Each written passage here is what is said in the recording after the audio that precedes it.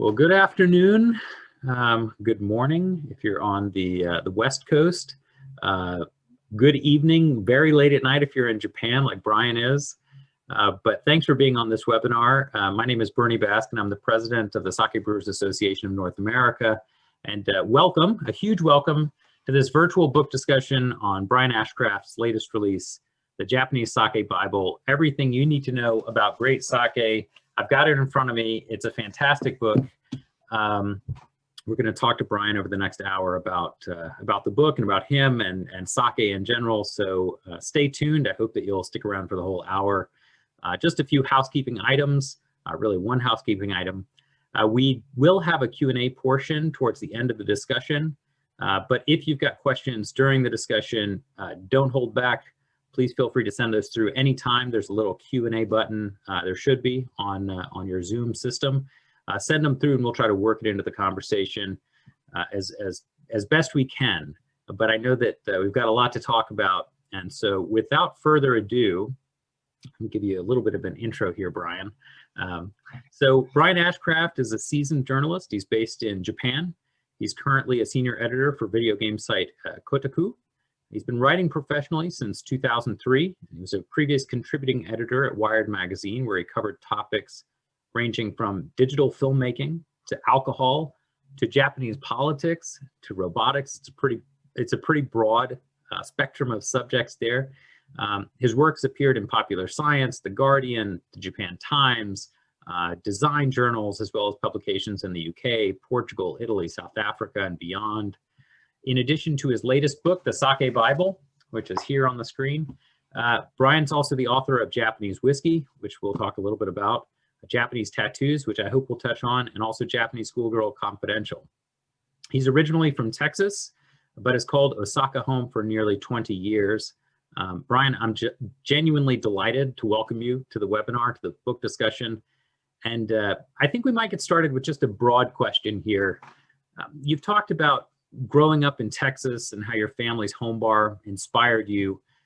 I wonder if you could get us started here by telling us just a little bit about your background, how you came to being a journalist, what brought you to Japan, how you came to discover and love sake enough to actually write the Bible, and maybe just give us your 2 cents on it, why you wrote the book and who it's for. Great. Well, first, I really want to thank you, Bernie, for the invite today, and everyone for tuning in. I really, really appreciate it. It's great to be here. So yeah, I'll just, I guess, talk a little bit about my background, and then we, I guess, get into it. But yeah, I grew up in Texas, and you know, growing up as a kid in Texas, my mom, of all people, was kind of into sake in the late 60s and early 70s. And I remember as a kid looking in the family wet bar, and there was sake sets up there, and they were right next to German beer steins.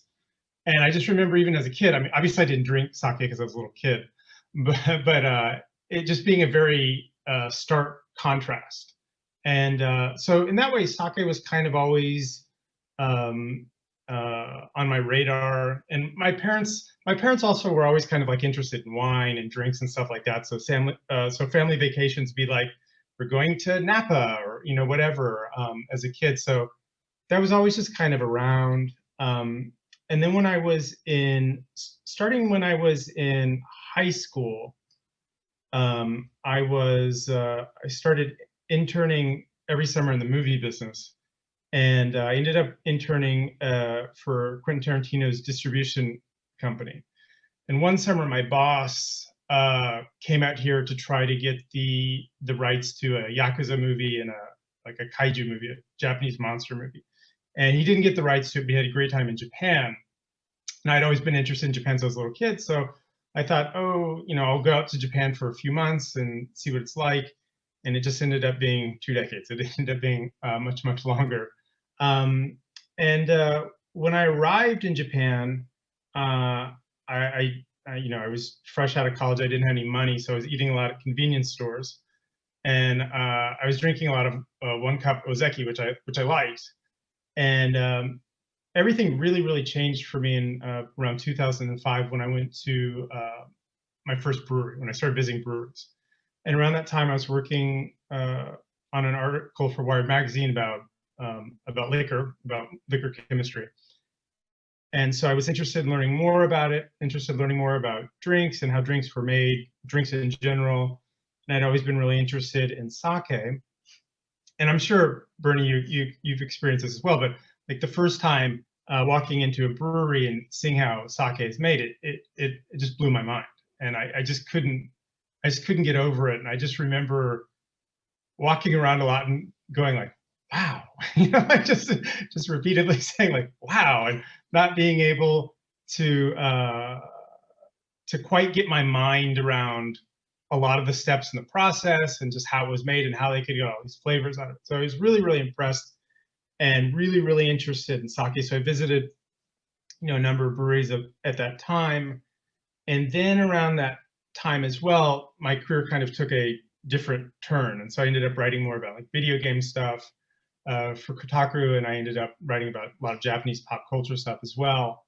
But I knew that this had always interested me. And when I was in college, I majored in art history. And one of the things that I really liked about art history was that you can take art, this one subject matter, and then use that to spin it out to larger things. And you can talk about larger cultural things, and drinks have that quality as well. You can talk about science, you can talk about consumerism, you can talk about culture, religion, all these different things. So for me, that was just very, very interesting. And I knew eventually I wanted to get back to drinks and write about them in some capacity. And maybe about 6 years ago, I pitched Tuttle, my publisher, 3 books. And I said I wanted to do a book on tattoos, because I said, as before, I studied art history in college, so I'm really interested in art and design. I want to do a book on Japanese whiskey, because I live in Osaka, and Osaka is the birthplace of Japanese whiskey. And I want to do a book on sake, and then I do them in order.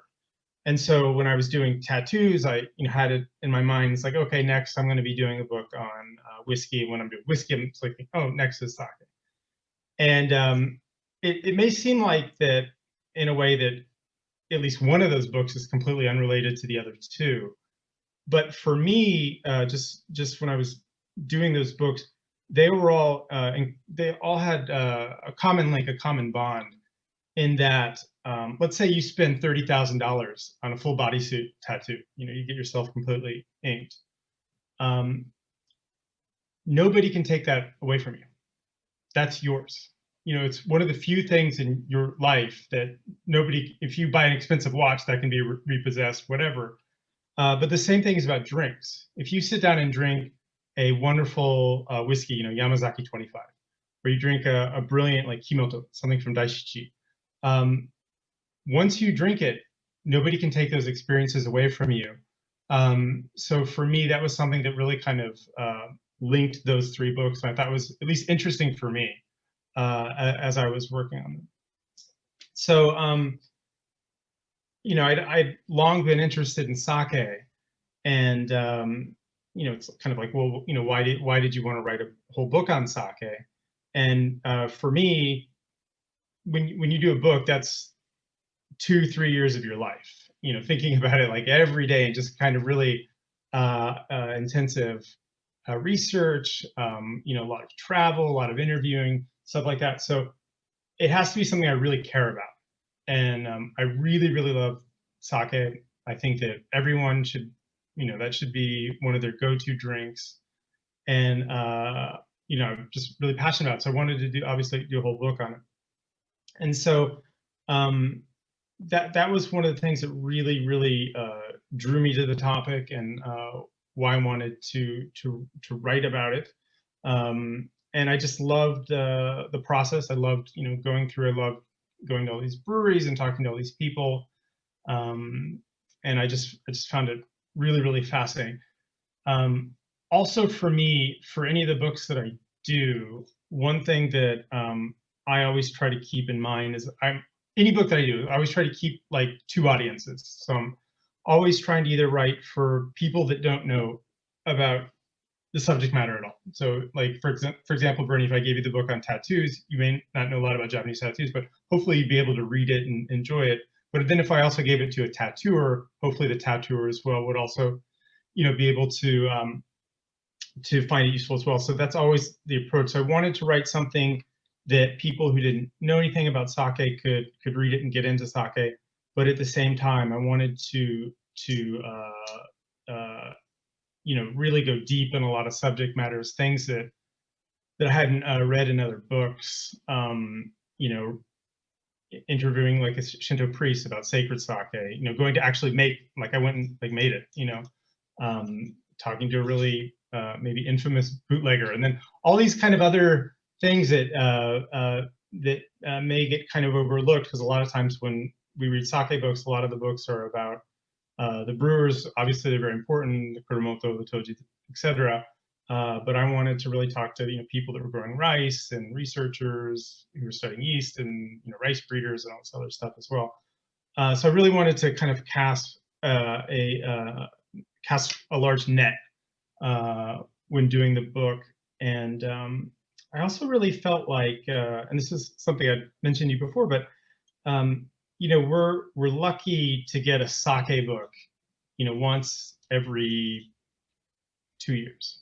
And if we go back to like Atkinson, if we go back to like the beginning of sake books written in English, that we really don't have that many books. And the books that we have are great, and we're the road is paved by those who've walked before. So I'm internally grateful to Philip Harper and John Gottner, the Atkinson, going back to him as well. But I felt like that we just need more books, and we need more people coming in from different angles, bringing different skill sets to it, coming in with different backgrounds, and that if we have more people writing about sake, hopefully that means we have more people talking about sake, which hopefully means that we have more people drinking sake. So that was kind of really where I was coming from, and really why I wanted to do it. Yeah, I when I read this book, I thought it does cover the spectrum of sake. You talk about the history of sake, the birth of premium sake, what sake is, the ingredients, how they're farmed, how they're sourced. You go into so many little details that are incredibly interesting. I mean, you talk about the history of the master cedar the master cedar cask makers, seasonality issues, and on and on. The book really does cover sort of the A to Z of sake. I kind of wonder, when you think about who you wrote this book for, I know you keep those two audiences in mind. Sort of who's the ideal? Is it everybody? Who's the ideal reader for this book? And then kind of like, why now? There's not a lot of books on sake. There are some books on sake. Why now for this book with this kind of coverage? Do you feel that there's a kind of an imperative to discuss some of these issues in more detail? I think that I guess to answer maybe to answer your second question first, it just kind of worked out that way, to be honest. It was kind of fortuitous, and I actually think that the timing on it ended up being good, because it kind of felt like, well, there's a lot of interest in sake, and so, for example, when the book came out, there was a lot of when it came out, there was a lot of interest in it, and for me, I didn't have the kind of I didn't have the like smug wherewithal where it's like, oh, it's because I wrote it, everybody's interested. That's not it at all. I think it's people are interested in sake. And there was a lot of people that would send me messages or emails. They're being like, oh, I wanted to read more. I want to learn more. This looks really interesting, et cetera, et cetera, et cetera. So I took it as like, this is a good moment for the sake industry. And, if we look at other drink books, other drink segments, books about them, we're getting beer books like every week almost. It can seem like we're getting, wine books all the time. We're getting whiskey books all the time. So I feel like that there's this hunger, outside of Japan for people that are really interested in Japan and then really interested in sake. And it just kind of, it's a knock-on effect. People are more interested in Japanese food than ever. So it's kind of an extension of that. And that I think people really want to learn more about it. And so I kind of feel like it's like, well, it'd be great if there's like another book coming out next month. That would be great, because I want to read more, I want to read other people's takes on sake as well. I own all the English language sake books, and I own, and I enjoy them all. And so I'm a consumer of this media as well. And so I would like to consume more. I don't remember the first part of your question. If you could repeat that, I will. Well, I guess it was, who's the ideal audience for this book? I mean, it seems on first glance like it's kind of a basic book on sake, even just the title.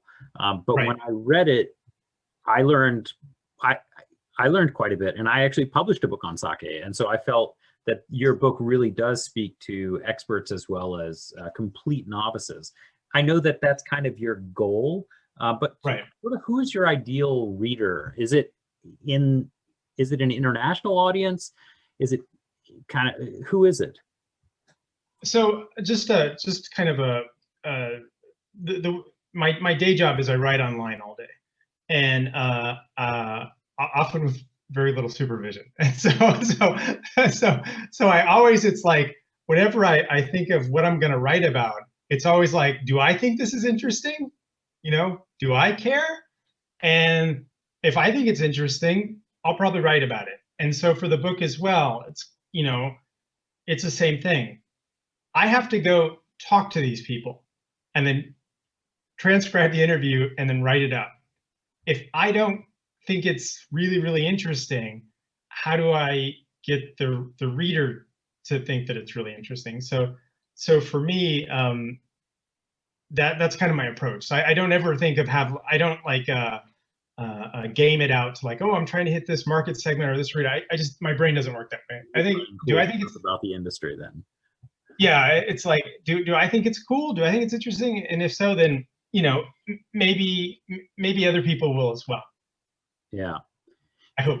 Earlier you talked about experiences, or your experience in your first brewery, and I guess that's back in 2005, maybe something like that.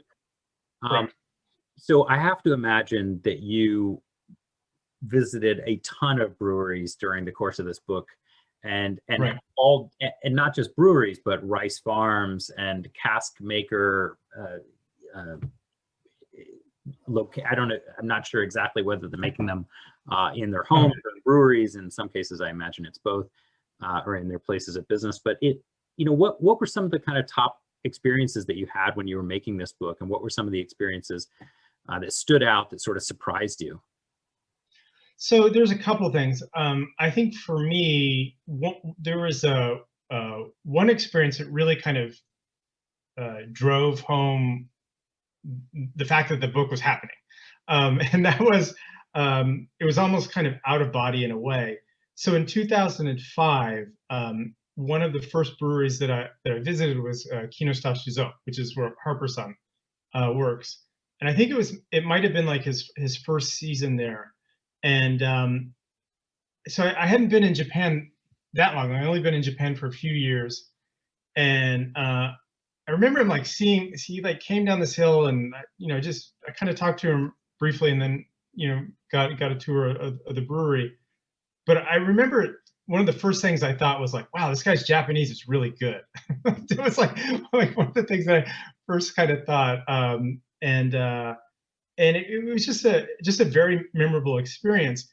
And so going back there to interview him again, it's like I remember the road that I took to get up there. That I remember like all these kind of details that it's like, oh, I've been to this place before, kind of thing. And then to go back there and then doing an actual book, more than a decade later, felt like I don't want to say that I'd come full circle or there was closure or something like that, but it just kind of really, I was like, wow, like, a lot has happened in the past, 10 years plus. And so that was something that really, really stood out to me. Other things that stood out to me, like, coming off of a whiskey book and dealing with large corporations in many regards, who were all, very good about setting up interviews and making sure that I could like get in to see certain things. But there's a great deal of like kind of corporate secrets that they kind of go on in that business. And so you'd say like, I want to go here and see this, and they'd be like, oh, that's not open to the public, or we can't show you that. That part's closed. Yeah. And so like for me, I was kind of bracing myself for a lot of that for the sake industry. And what I experienced, and for the most part, was the exact opposite.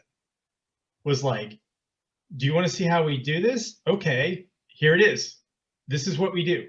You know, this is how we use this. This is what we're doing. And there was a lot of openness and to the point of almost like pride about the process. And that was something that I was appreciative of very well, because it makes my job, you know, I'm not working in the sake industry. I'm writing about it. So the more information that I get, it makes my job easier. So that was something that I thought was very interesting. Another thing that really surprised me is that sometimes I would set up interviews with very famous toji. And then I would like, before I'd go into the interview, I'd be like, oh God, this person's gonna be scary. You know, it's just gonna be, and you look at pictures of that person and you're like, oh, this is gonna be really, really bad. And oh my God. And everyone was really nice and really cool. Like really, really happy to share their experience and share their knowledge.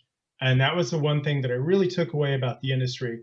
Whereas, you know, the whiskey business, for the most part, among the major players, it's very competitive. I mean, it's just the history of that industry has made it such. The smaller, medium-sized distilleries are much better about trading information and stuff. But there wasn't that it wasn't like that in the sake industry to that extent, where a lot of people, you know, especially now with a lot of the Kurumoto are kind of generationally changing over in Japan. So there's a lot of people that are very friendly and know each other well. And so it seemed, obviously people want to sell what they're making, you know, they don't just want to roll over and give up. But so that people want to succeed and they're very proud of what they made. But it just seemed like a more cohesive industry. Yeah, it's interesting that you talk about this openness. It's something that I've experienced myself. Do you think that part of that openness comes from the fact that these brewers know that you're producing an English language book, and possibly this will open kind of new market routes for them? Or do you think that it's just a broad joy and pride in their work that they're excited to share? I think it'd be more the kind of the joy and pride in their work. I also think that, you know, there was a series of scandals decades ago in the industry where you had people making it for other people and the other people rebottling it and selling it as themselves. So because of those scandals, that kind of like blew the door off of a lot of the industry, where it made a mindset where a lot of people, I think, don't feel like that they have something to hide, you know. And it's like, this is how, you know, it's literally like, this is how we do it. You know, you won't be able to do it, you know, but we'll tell you how we're doing it. And sometimes, I mean, some brewers are like, well, there's certain steps that I don't want to explain, or, you know, we do this, or da da da da, and they don't want to broadcast it because they know, you know, competitors within the country might kind of jump on that and copy it. I mean, that's something that does happen. But for the most part, a lot of the breweries are just very open, and so I think that as a consumer as well, I think that's something that's I think that's something that we should all be grateful about. That, you know, a lot of times that you can the other day I was like calling. I had a question about something I was drinking, so I like called them up and asked them, and they're like, "Oh, it's this and this and this," and I wasn't going to write about it. I just was curious, and they're like, "Oh, it's this, this, and this." It's like, all right, thank you, and then, you know, hung up. So I just think that's cool. So yeah, I think it's amazing that there's such an openness.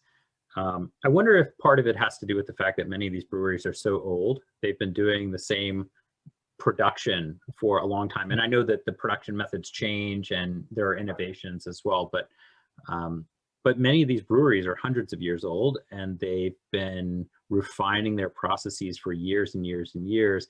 And there's just a sense of pride about this is exactly how we do it, and here's the process, and doesn't it taste amazing? And not everyone can create this. Right. There's certainly a lot of joy in the industry. That's for sure. That's the thing that it's really impressive, is just the institutional knowledge that it's like when you see it's like watching Ted Williams hit. It's like he picks up a bat as an extension of his arm, and he knows exactly what he's doing. And when you walk into a lot of these really great breweries, you get that feeling as well.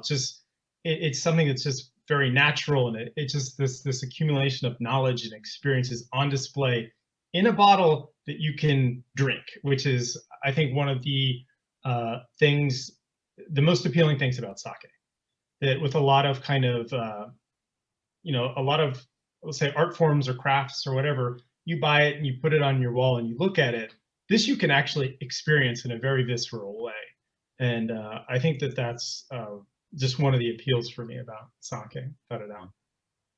One thing that I love when I visit sake breweries is the sort of nerding out, and we've talked a little bit about this, but when Tojis nerd out about their sake. When Right. you were visiting these breweries and writing this book, did you find that that many of the Tojis or anybody else within the brewery sort of nerded out and let you try the stuff it's not for sale, but this is the stuff that we're tinkering with? Did you find that, or was it primarily focused on here's the stuff that's for sale and let me explain this? Yeah, I mean, it depends. I mean, you go to some place and it's like, this is something, this is something that we're thinking about or working on. You'd have those kind of conversations. The thing that I always kind of do when I'm interviewing people is I try to get them to a point where it doesn't feel like an interview anymore.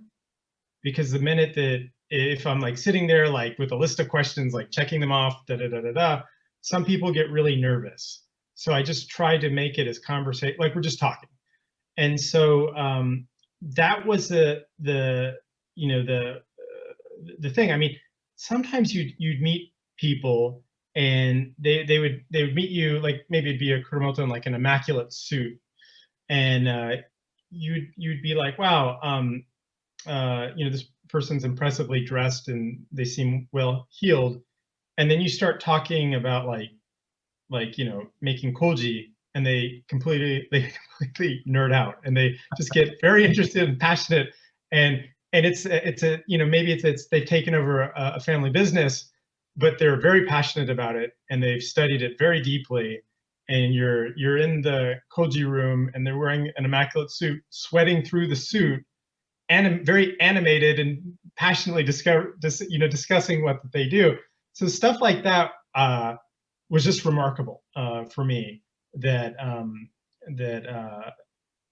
you'd meet somebody like that, and you kind of feel like, me as somebody who loves what you make, I care, and then for them to care as well, it's like, well, that's great. That makes me feel really good.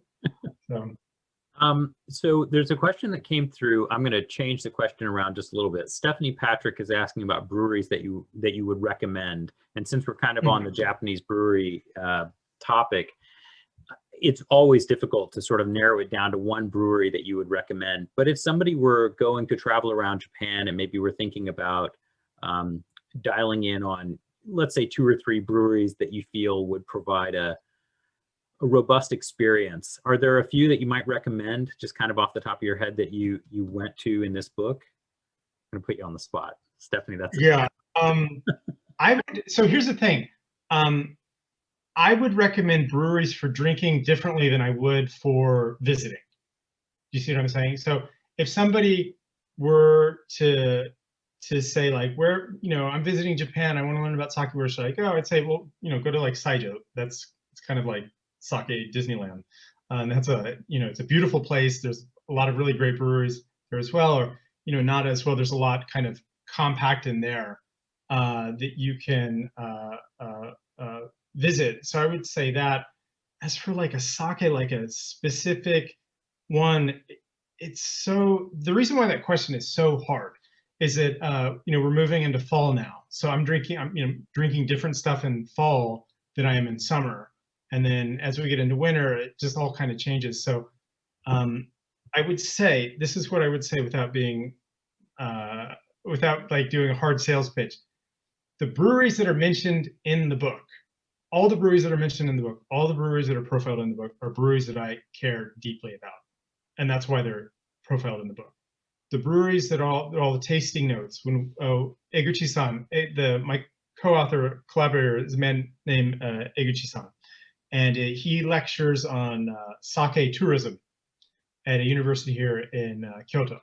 And so when we were talking about the tasting notes and how to format them and how they were going to work and stuff like that, one thing that we really wanted to do was every sake that's listed in the book, we wanted it to be good. We wanted it to be something that we would, without hesitation, say, you should drink this. This is really good. It's interesting and has like a story behind it, and we think you would enjoy it.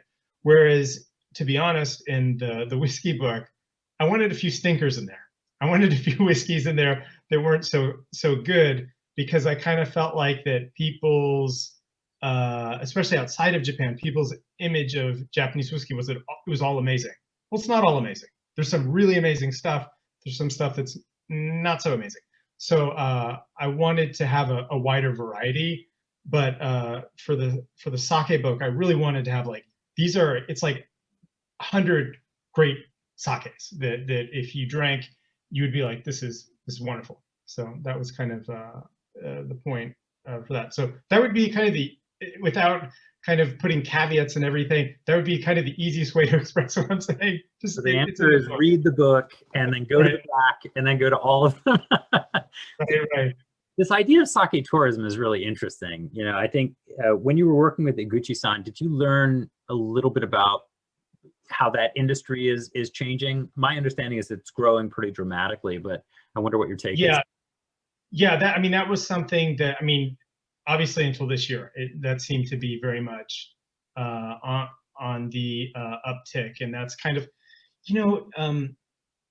it's because of where I live, I can get in my car and go to a great brewery within 40 minutes, 20 minutes, something like that. I live in a fairly rural part of Osaka Prefecture, and whenever I go visit places, sometimes I'll just go like to buy a bottle of something or just to see.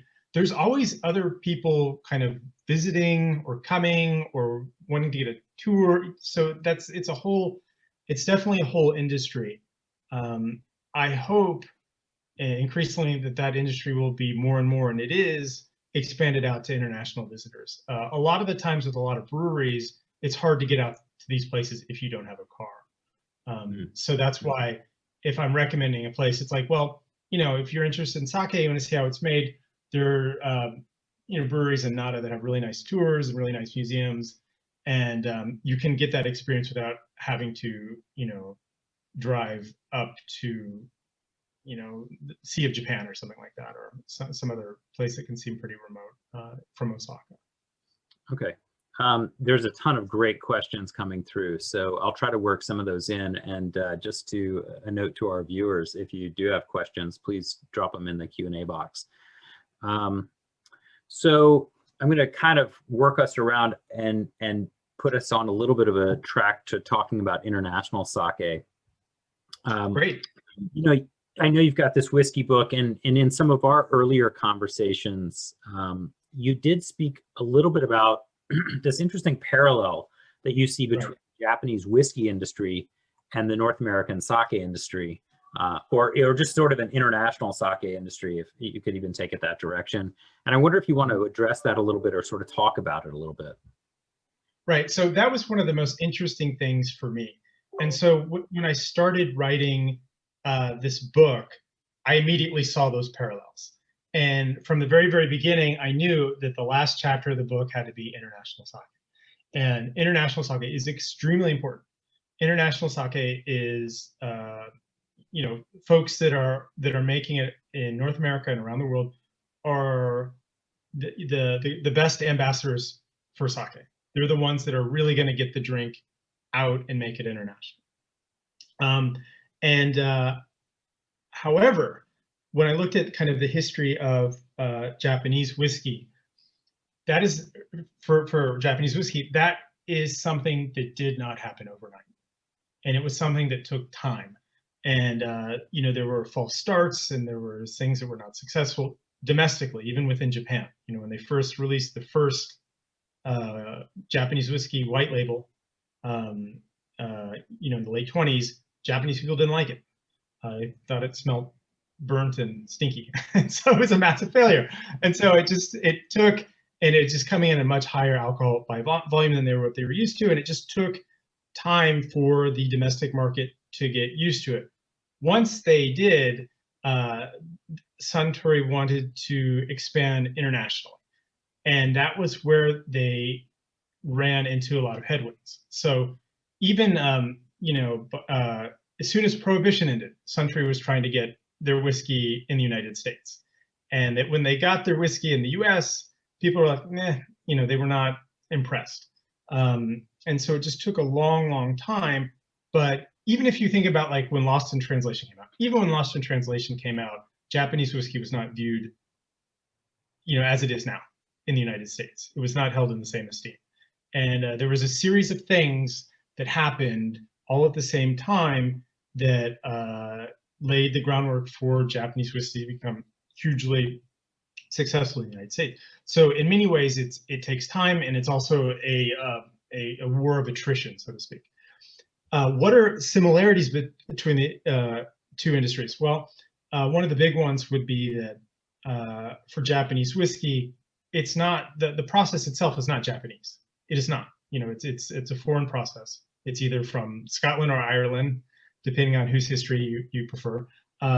They are, for the most part, they are largely using imported barley. They're not even using Japanese barley. There are a few folks that are doing that, but for the most part, it's imported.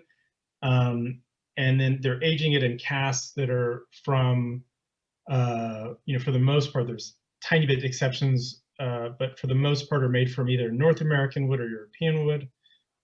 There is a small number made from Japanese oak. But so this whole thing is foreign. It's whole foreign. And so it often feels like a lot of times Japanese whiskey makers kind of wrestle with what is Japanese about it? How is this Japanese?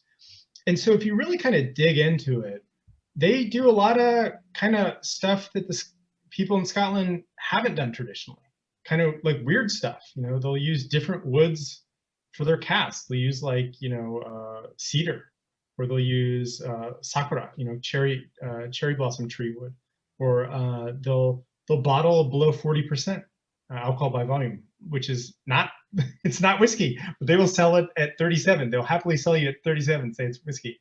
Makes for a hot one you can drink all night though. Yeah. So they have done things that they have like kind of thought they've, you know, like the way that they've used a coffee still in this country. So they've thought about things and trying to think outside the box about certain things.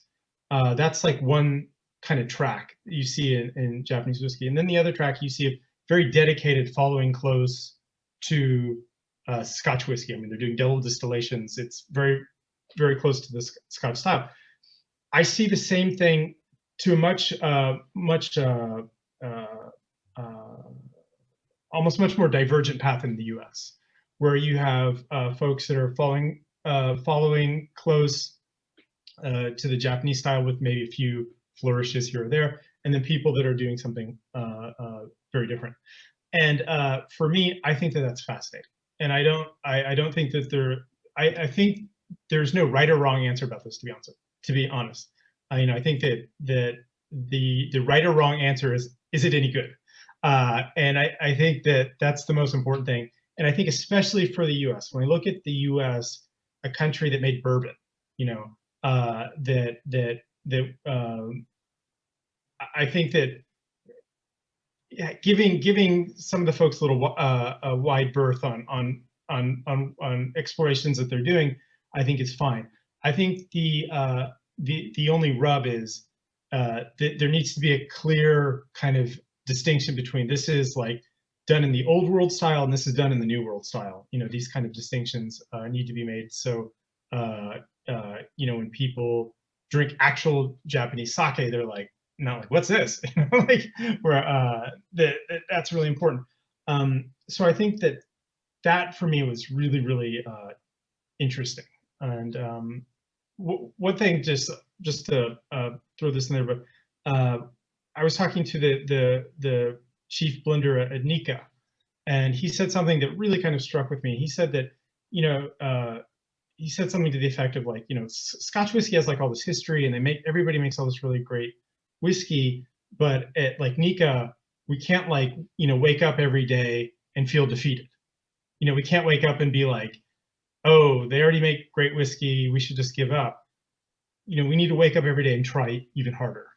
And I found that really inspiring. And I think for, you know, a continent that such an amazing alcohol producing tradition as North America, with Canada, the United States, and Mexico, you'd be a fool to count to count out North America for sake production. I mean, I think that they're going to continue to make great stuff, and it's going to get better and better and better as people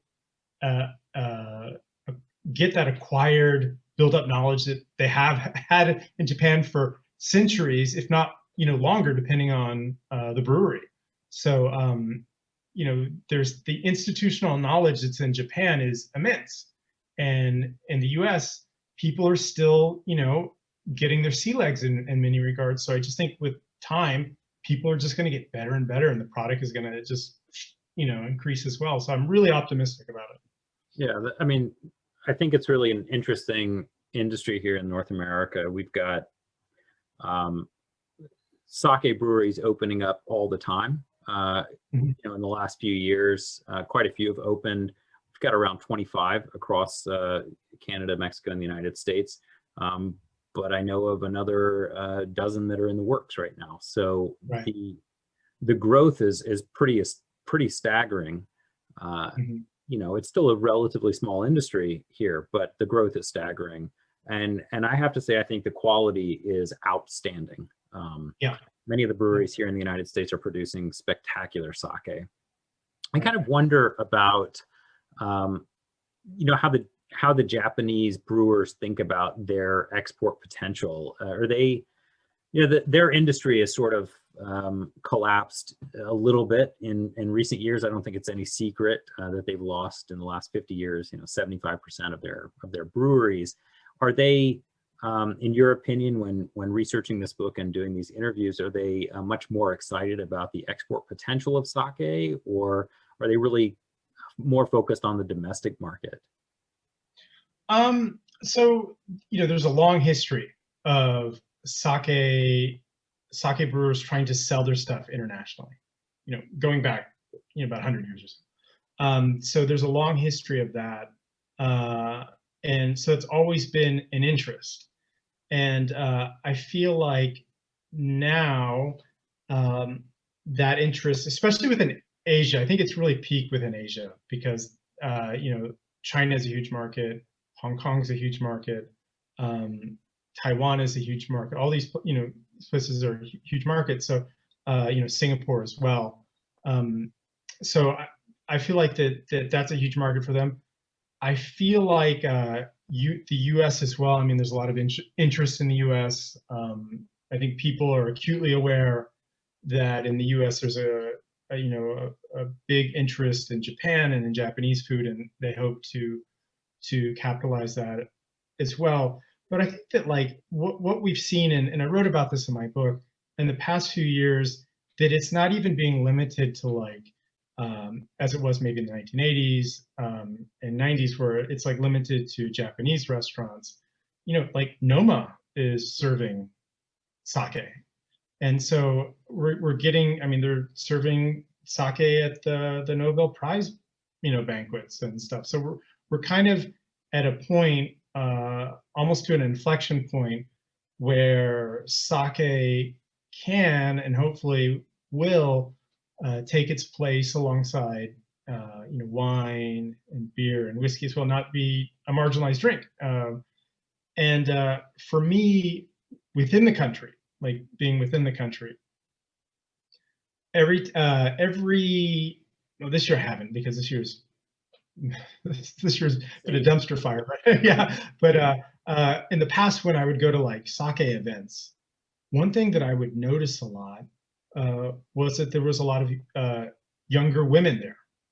And that means, for me, as somebody who's like followed pop culture trends and trends in Japan for the past 2 decades, that's often a harbinger of like trends, that they're often like setting trends and tastemakers. So like if young women are into something, that there's a good possibility that that's something then will become very popular, because then their boyfriends will get into it, or if their girlfriends, or or their spouses or whatever. So that's something that I've noticed, and it's been something for me that has made me very optimistic, because to be honest, if I go to a sake event and it's a bunch of old dudes like myself, that might be fun, but that may not speak to the health of the industry. So that is something that I've seen, and it's made me feel much more optimistic. I mean, that's just anecdotal. But at the same time, I can't tell you how many times if I'm in a supermarket and I just look at this, what they have, what sake they have on the shelves, and usually they'll have something that's good. Usually they'll have something that's like, oh, I'll drink that. That's $12. Great. That's fantastic. I'll drink that.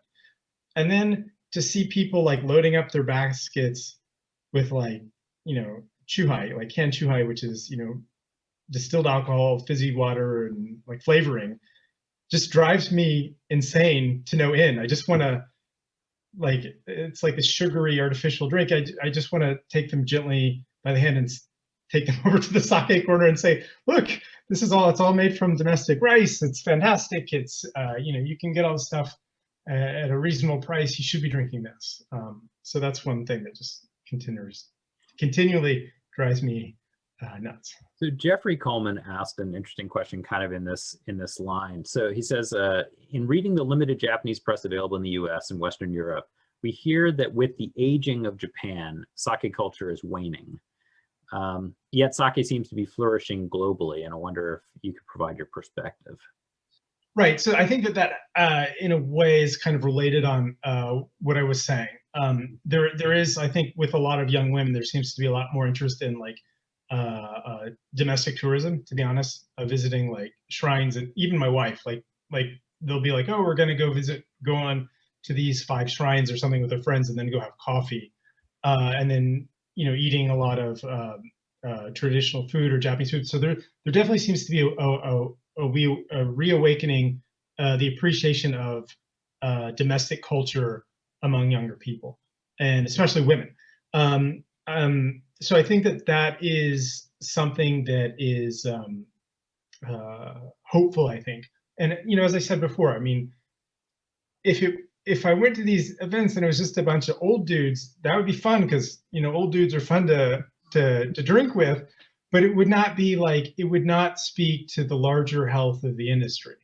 And so we need, like, just as we need more books and more literature on sake, we need younger people drinking it, instead of like, I'm going to drink this grape flavored sugary alcohol beverage, which might be fine, but like people can drink better, and I would encourage them to do so. So yeah, I'm going to ask a few questions that have come up from different listeners. Some of them are a little bit more technical, but hopefully we can kind of work on them. So Andrew Centofonte is one of the brewers here in North America, and he asked to explain a little bit more about the seasonality of sake. And he says, being in the middle of pumpkin and Oktoberfest beer season, how can we, and I'm assuming he means brewers, better understand or explain the flavors or techniques that change with the season? Right. I think that this is something that I talked to Philip Harper about, and this is like a drum that he's kind of been beating, and I think it's actually a really good drum. I think a lot of it is often about serving style, to be honest. I think that, you know, if it's summer, then, you know, let's get out the namas and let's make it, you know, chilled, and, you know, let's drink stuff that's like, you know, in that ilk. But as soon as it starts to get into fall, for me, I just start going to room temperature, and then as it gets colder and colder, I start warming stuff up. Now, there are specific brands that I'll go to, like, you know what I mean? Just like, you know, Taketsuru Shuzo, like that's like, I'll just get, because their jumais are like $10, you know, 10, 12 bucks, cheap. So just get that, and it's great. It's great at room temperature, and it's great warmed, or like kimbishi, like anything kimbishi makes is great at you know, room temperature warm.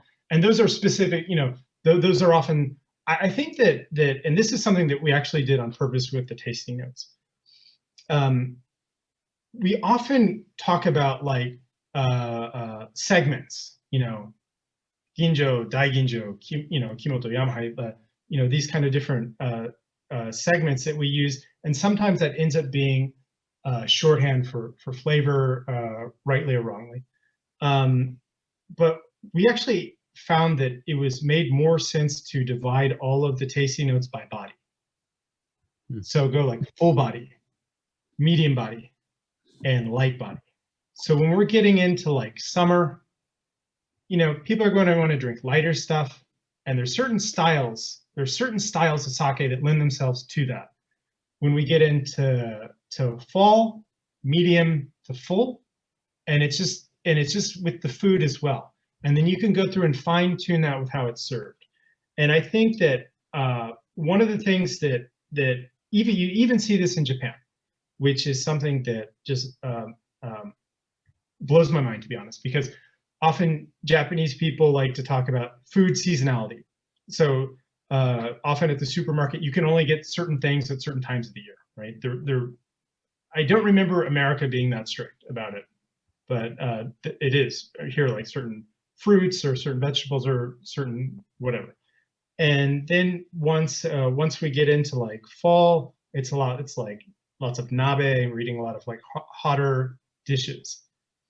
Yet you go to a sake bar, and they're still pulling stuff out of the refrigerator, you know, for the most part, for a lot of people. And I remember being like in a bar once, and the man next to me is like, and the guy, like, he had it on the counter. The master had it on the counter, and he's like opening it up. And the guy's like, I don't drink room temperature sake.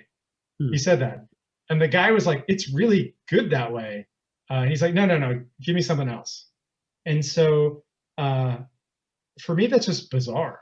And you'll often see it like in the spring, when it's still kind of chilly, and people are out, you know, going to watch cherry blossoms, and people will like be drinking like cold beers and stuff. And it's like, maybe warm sake would be better for this. So I think that's, to be honest, when talking to the general public, that makes more sense to get like, you know, this is a Yamahai, or this is aged, something like that. Just, this is a full body sake, you know. It's really has a lot of big flavors, and it's really good hot, and it's good in winter. And so I think for shorthand, that's fine. I think if people are curious to learn more, then you can like, oh, this is like, you know, a koshu or something. This is, you know, aged sake, or something like that. You know, this is a jumai that made from a rice that's been only polished to like 88%. So it's this really, you know, full flavored sake. So I think stuff like that can really change it. Just to, for example, like some of my you know, one of my nerdy sake friends had like a online tasting with just kimbishi, and we were drinking it in August, which is not really kimbishi month, I would think. And I think we're talking about like somebody drank it cold, and it was like, how's that? It's like, yeah. it's gotta be, you know, like it's gotta be at least room, or it's better, you know, or at least I think that's my personal thing. You know, so. Kind of on that same track, there's another question by Stephanie Patrick. you know, aside from sort of buying this book for everybody in your area, she asks, Mm. what does one go about, or how does one go about educating the community about sake when it's not a drink that anyone knows about? And she says, Oh i.e., yeah. based in Atlanta, I find it difficult to talk to people about sake and shochu in a city ruled by craft beer, natural wine, and bourbon. So I don't know how you would Yeah. respond to that. Yeah. I mean, I think that I think this is so it's like sometimes when you go to a restaurant and before you have the meal, you might get this like long spiel about how it was made or how the cow was fed or like all this stuff, and then you get the meal. And then sometimes that may be appropriate, but sometimes the reverse might be better. And the only thing that really matters is if somebody likes it. And if they drink it and then they like it, that's you're not even halfway there. You're all the way there. So it's just a matter of getting it in somebody's cup, and then asking them whether or not they like it, and then talking to them about what flavors that they are experiencing. And one thing that I've noticed, even in Japan, which is something that I think part of me thinks is like, oh wow, that's cool, and the other part of me thinks like, oh, this is not cool, is that a lot of times like sake labels, like the front label and the back label, it's like a baseball card. I mean, it's just like endless stats of stuff and endless information and all this, like even like technical stuff that like Japanese people pick it up, and if they don't know what it is, they kind of look at it and they're like, what's going on, And if you know what's going on, it's really interesting, and you're like, oh wow, it's X, Y, and Z. How interesting! I can't wait to try this. But for sometimes like normal folks, it's kind of like, what's going on? It can be off-putting to them. So I think that information is good, and I think that the backstories are good to illuminate. But I've never worked in the drinks industry. All I know is like from a consumer, and I know like in being on the receiving end is like whenever if I'm getting a lot of information about a drink, sometimes whether that's sake or whiskey, I kind of just want to start at the drink, So I'll often, if I go into a bar or whatever, I always ask, like for sake, I always ask, what's the weirdest thing you have? I just ask for what's the weirdest thing you have? And they'll say like, this is really weird. Yeah, yeah. And it's like, all right, I'll have that. And then I drink it and then I'll ask them more. Or, for whiskey as well, like, like I'm not as familiar with this distillery, so I'm interested in that kind of thing, and then get the information later. So I think it's just maybe good to lead first with the drink. I don't know. I don't work in the drinks industry, but that's something that might be helpful, I hope. One way that we've done it, or that I've done it, is by inviting friends out, and this was pre-COVID, but inviting friends out to a restaurant, like a French restaurant or a steakhouse or something like that, and bringing a bottle of sake along and just putting the corkage at the restaurant. And it always surprises not only the people that I'm with, but the chef and the waiters. They don't know how to respond to that. But then when you pair sake with whatever's on your plate, you find in many cases it goes well. So that's one way to, like, nobody, if you're at a restaurant and somebody pulls out free alcohol, nobody's going to turn it down. Nobody will. And then, and it's like sake as well. It's just this drink that is perfect. This is the thing that just kills me. It's like, it's great by itself. I enjoy drinking it by itself if I'm just going to kind of sit down and really try to get my head around the makeup of it and what it is and the shapes and etc. But it's great with food. And when I look at Japanese whiskey is, for the most part, not great with Japanese food. Japanese whiskey is not. It blows away a lot of Japanese food. It's just it has too much flavor, And so if you're having like a very subtle fish with it, it'll destroy it. And so that's why when people do drink whiskey with their meals, with big steak, it's fine. Don't get me wrong, but they'll drink it highball, and it's just to water it down as much as they can to bring the alcohol by volume level down as well, and to make it something that's more palatable with food. And I think it's great then with food. You know, especially like a lot of the kind of soul food that is made in Osaka. But sake just thrives with meals and all sorts of kind of meals, and there's all these different kinds that work with different dishes, and it's endless. Yeah. Well, I'm realizing that the hour absolutely blew by, Brian. There's one more question I want to ask you as kind of a way of closing the loop here and wrapping us up. Richard asks, what did you leave out of your sake book that you wished you could have written about? That's a good question. So to be honest, we were closing the book. So I turned in text late last year. And then there was like kind of moments of just kind of like last minute fiddling around with stuff through January and then through February.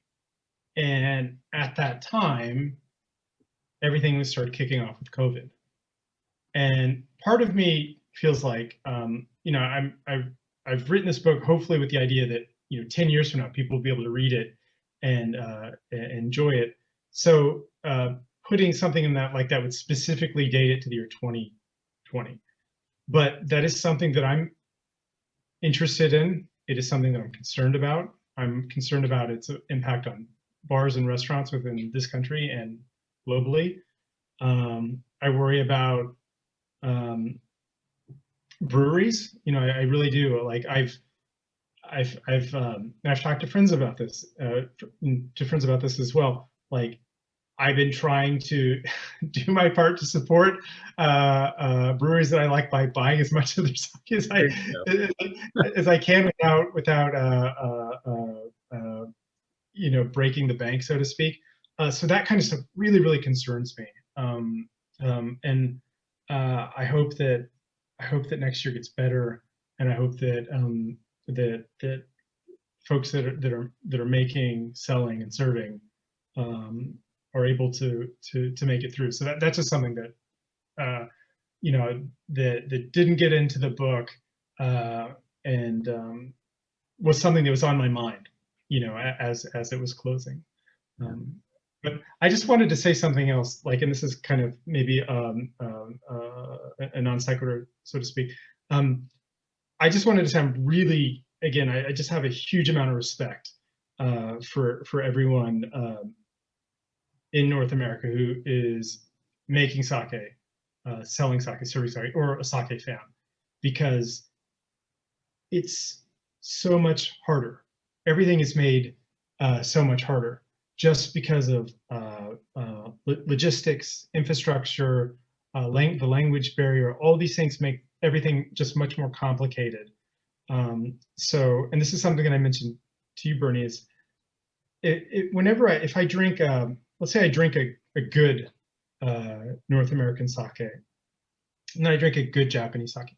Now, I appreciate both of them, but personally, as an American, I'm going to be more moved by the great, you know, or even good North American sake, because I know that there are so many more hurdles that it took to get that drink into my glass. And I just really, really appreciate it. I know it's really, really difficult, and I just have the utmost respect for what y'all are doing. Hey, I would echo that sentiment all day long. Hopefully in the next iteration of this book, the Bible V2, we can get more of the North American breweries in the back, in the breweries to visit. I know that there are a few. I think there's 3 or 4 in there, and maybe the V2 will have a few more. But I'll wrap us up by saying, honestly, it's a fantastic book. I highly recommend you buy it. It's produced by Tuttle. You can buy it on their website. You can buy it on Amazon, anywhere books are bought and sold. So I'd highly recommend you pick it up. Brian, thank you again for taking the time out of your very, very busy evening, extremely late at night there in Japan for you. But we really appreciate you being on the call and talking about your book, and we wish you best of luck, and please do stay in touch. Thank you so much. I had a great time. It's great talking to you, and thank you all for coming. Okay, thanks, Brian. Thank you, everybody, for joining. If you want more information, you can visit us online at sakeassociation.org. Sign up for our newsletters there, follow us on social media, and we'll see you on the next one. Thanks, everybody. Bye-bye.